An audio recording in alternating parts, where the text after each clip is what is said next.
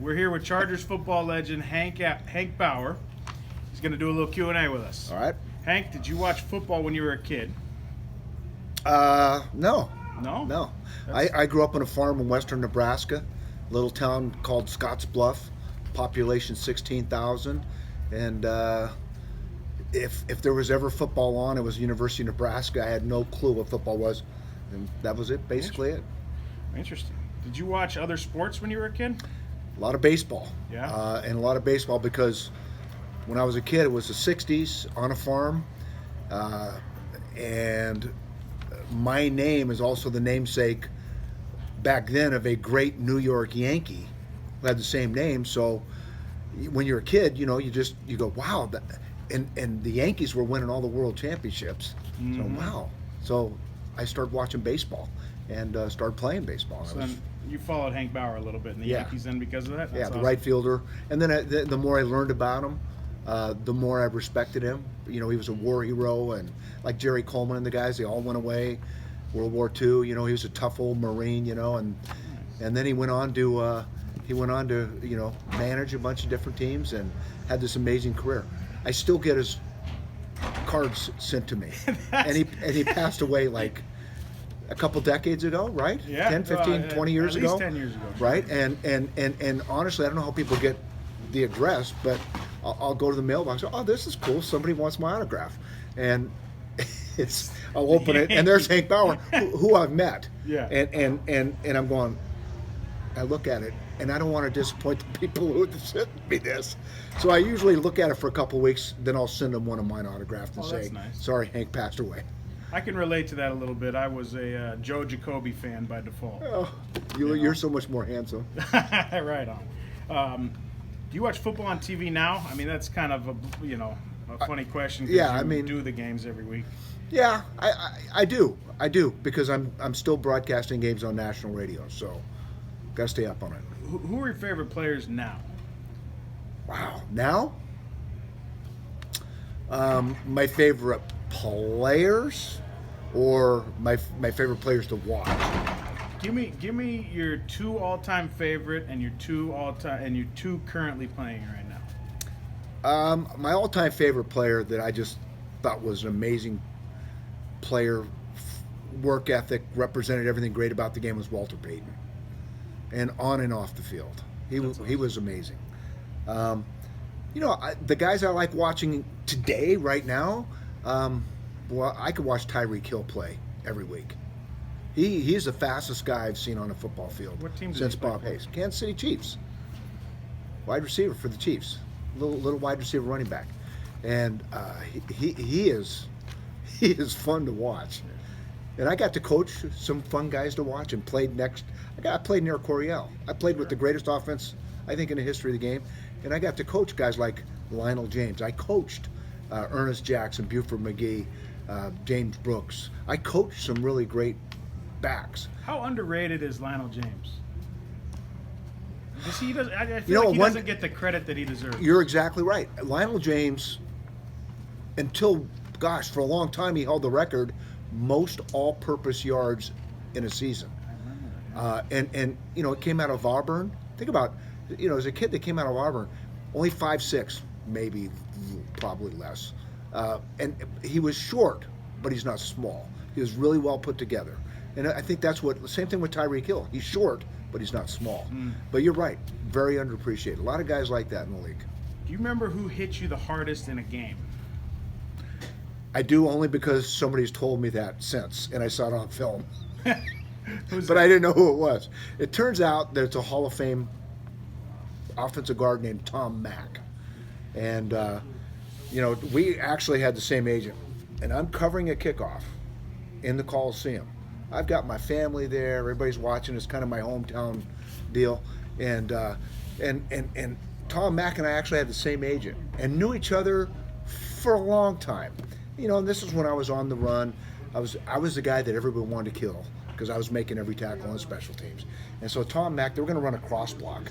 And so the one thing you don't do when you run down the field in the kickoff is, I saw him coming out of the corner of my eye, and he was going to come and get bragging rights for life, right?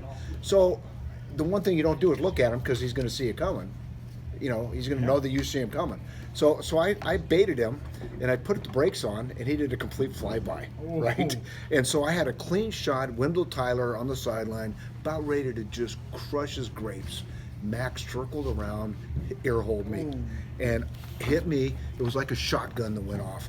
I didn't know where I was until I'm sitting next to the team on the team bus on the way back to San Diego from LA 2 or 3 hours later, and I'm sitting on the team bus, and I look over, and there's San Juan Capistrano of Mission, and I'm going, oh, Capistrano, one of the Doves are here, or whatever, whatever they are. What do they call what? I think not the Doves, but they come in every year. The birds come in every year, and I'm going, and the doctor looks at me and goes, "Welcome back." It's the first thing you've said that made any sense in like a couple hours. Wow. So I was concussed and didn't know where I was. Only time I've ever left the game, and never came back. Oh yeah. Come on. Wow. Do you remember a specific hit being hard? Hitting. Who hit you the hardest in practice? Do you remember? Yeah. Oh yeah. That's easy. Woodrow Lowe. Oh yeah. Woodrow Lowe. Inside linebacker. Yeah. I mean, University of Alabama, and it was not just one hit. It was every hit, because there's practice speed and there's Woodrow speed. Oh wow. You can ask Randall about Woodrow Lowe. Okay. And his dancing dog Preston. Ray Preston. They were like inseparable. So we call him Woodrow Lowe and his dancing dog Preston. Nice. That's fun. What was the worst? Ray's not going to appreciate this. Sorry, Ray. What's the worst injury that you had during your career? Well, the one that ended it, obviously. I got face masked in practice, and I had a 19.5-inch neck, and got my head turned around like The Exorcist and felt a pop. Ended up playing 7 games with it, and at the end of the season, I mean, my left arm was hanging, my whole body had atrophied, and I don't remember anything about the 7 games I played, but it turns out the main bone and vertebrae, the body of C5 was fractured all the way through. I had basically a broken neck, ruptured disc, and had major spinal surgery. Had to be nerve damage too, right? Oh yeah. Isn't that crazy? Then, and then it's crazy. Well, it's another topic for another time. The fact that I seem to know what I'm talking about, right? That I seem cogent when we're seeing so many guys that aren't. Yeah. And I took probably more hits, or as many or more wicked hits, and repetitive hits as anybody. Do you have a favorite game or moment in your career? Oh yeah, last touchdown and the first touchdown. Nice. Both against the Cleveland Browns. That's interesting. First touchdown because I was a free agent, undrafted rookie. Hadn't got a chance to run the ball, and just playing special teams. And it turns out my dad died on a Monday after we got back from Seattle. My dad died on Monday. I went up, came back. We buried him on Friday. They asked if I wanted to play on Saturday, and I said, yeah, I do. Yeah, of course. My family said, yeah, you need to go play.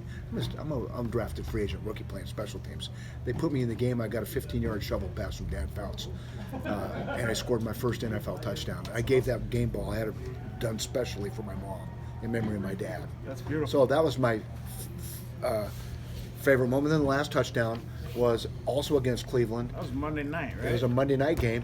Kellen got knocked out. Kellen Winslow got knocked out, and Zampesian, the guy said, "You're the only guy left that knows the plays at tight end."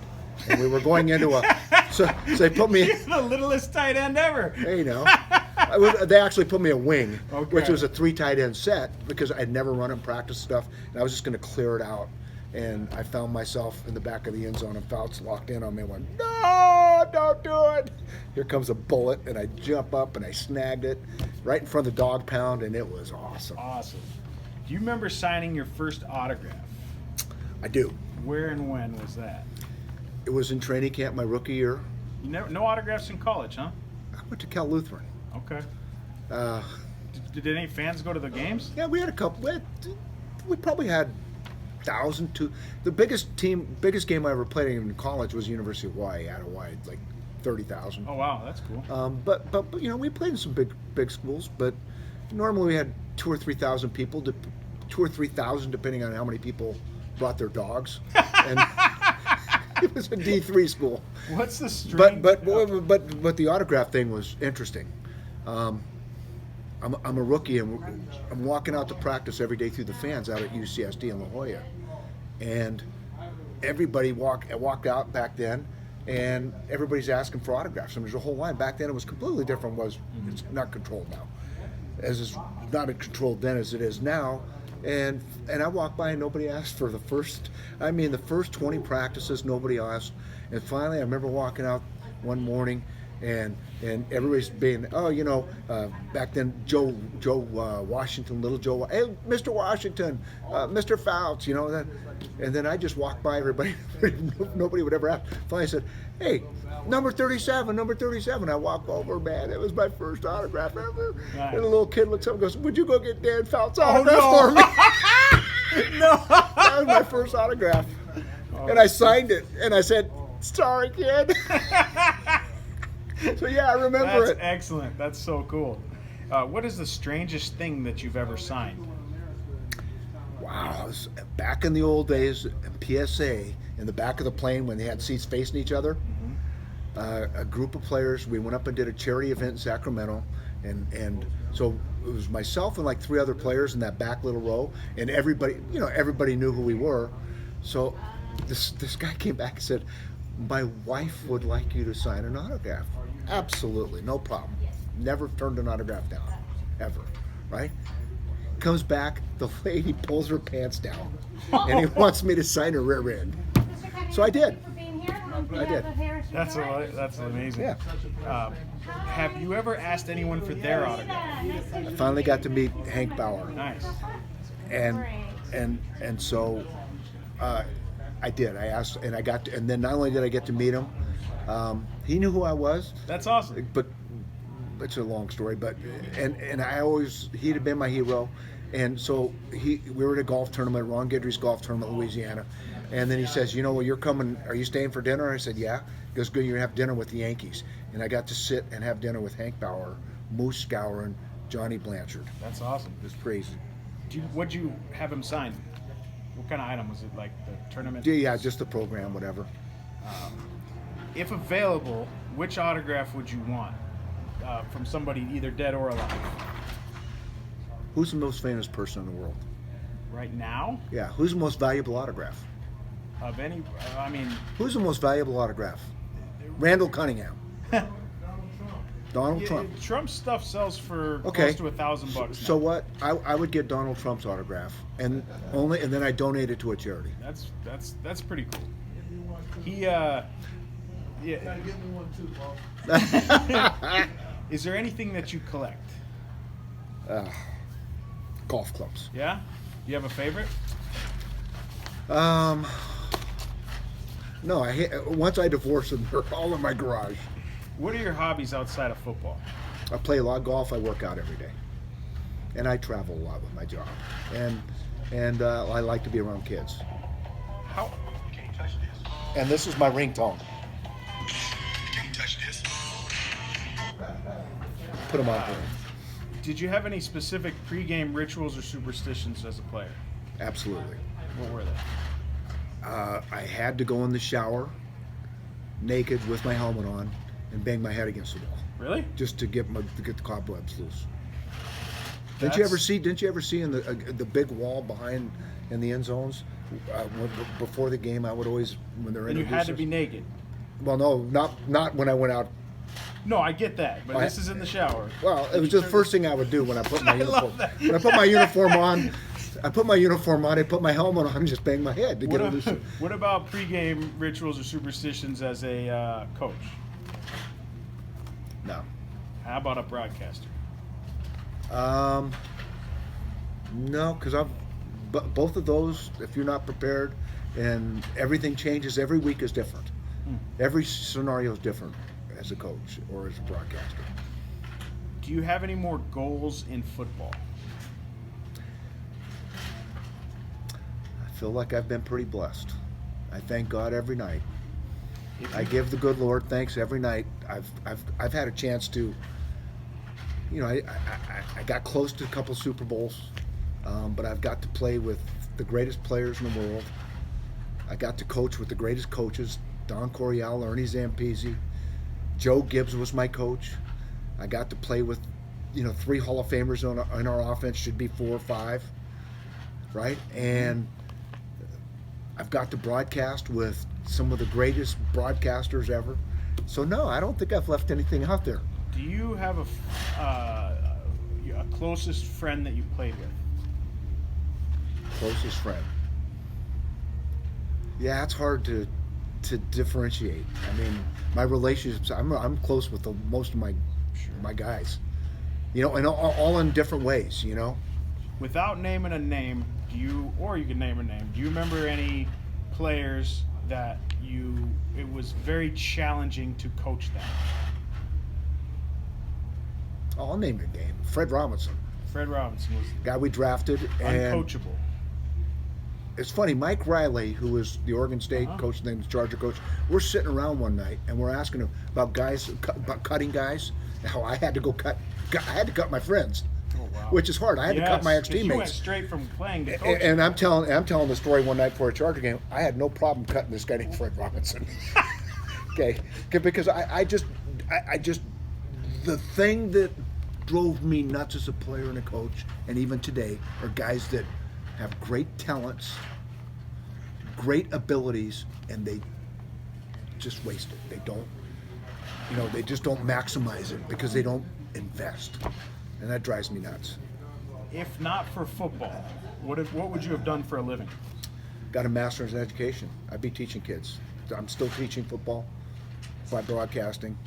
And I'd be a teacher, coach. Do you have a favorite football movie or movie that featured a football player? I would have to say The Longest Yard. The original? Yeah, because it reminds me of when we were on strike in 1982 for 7 weeks, and Ted Turner put on an all-star game up at the Coliseum, LA Coliseum, AFC against the NFC, and we went out there and it was like The Longest Yard. Oh, I don't remember that. We had green jerseys, yellow pants. It was on television, and yellow, red helmets, and we had guys from all different teams. John Riggins was so crazy. John Riggins played for the NFC on the East Coast on a Friday night in the All-Star game, and they flew and played Monday night in the game. Wow. Do you, what's the better song, the 86 Bears Super Bowl Shuffle or Kellen and the boys, Let's Go All the Way? Let's go all the high five. The high five. You got to go with the high five. Kellen Winslow, see if I can remember their names. John Jefferson, Kellen Winslow, Charles DeJournay, Leroy Jones. Wasn't Fred in there too? And Fred Dean. In fact, I can give you a couple lines. Okay, my name's Charles DeJournay, and I come from the tough side of East LA. Yeah, I could go on and on and on. My name's Leroy, but don't call me boy. I'm from Greenwood, Miss, where a man is a man, and you got to have a plan. Are you surprised you weren't invited to join the high fives? I was a little too short. I was too short and too white. What is your favorite food? And we all had the same agent. Yeah. I think they were going for the Temptations, and I don't remember any white guys in the Temptations. It's not a racist thing. What is your favorite food? Mexican. Yeah. All day long. Favorite movie? Gladiator. Are you not entertained? And do you have a favorite musician? I grew up on a farm listening to what my dad and mom listened to, Johnny Cash. I love it. What is something about you that would surprise most people? I don't think anything would surprise anybody about me. But I think that know me, but I think the people that watch football would be probably pretty surprised that I had the stomach flu the night before the 81 AFC Championship game against the Raiders. And on the opening kickoff, I went down and hit a guy, and I did the duty on myself. I've never heard that before. I've known you 15 years, Hank, and I've never known that you biggest game of my life, and I crapped my pants. Did anybody show up with a diaper the next week? Or next I took a lot of crap about it. Awesome. Well, we got about 20 minutes before kickoff, before the Super Bowl. The Rams and Patriots. What team you got? Who do you like today? I did 2 Ram games this year on national radio on Sports USA. I did the New England game at Pittsburgh late in the year, Week 15, and New England frankly didn't look good. It was one of their worst games, and Pittsburgh had a great game plan. I can assure you, the Rams will do a lot of the same things Pittsburgh did. My heart says the Rams are going to win this thing. They're more talented, but my brain's saying New England's going to win it because they pull it together better as a team. And if some way somehow you found a couple $1 billion, Yep. would you bring the Chargers back to San Diego? I'd consider it. What are you going to do? I can't take it with you. I've traveled all over the world. I am a simple person. If I had a couple $1 billion, hell yeah, let's do this thing. Nice. That's a great way to. Thanks, Hank. Thanks, man.